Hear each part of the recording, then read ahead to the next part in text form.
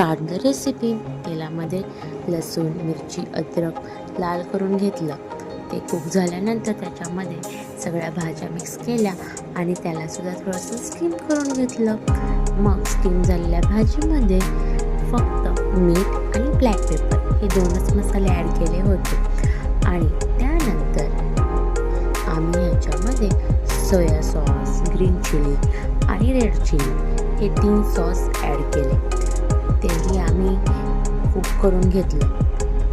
फक्त आम्ही 90% शिजून घेतलं. जास्त शिजलेलं छान नाही लागत. थोडं दाताखाली आलं पण पाहिजे की नाही.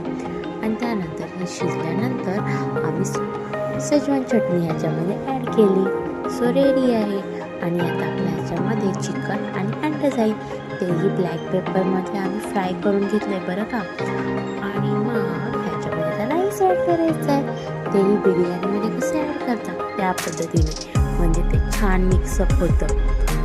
आणि हे छान मिक्सअप झाल्यानंतर टेस्ट इतकी यम्मी होती की असं वाटत होतं की विकतच आहे.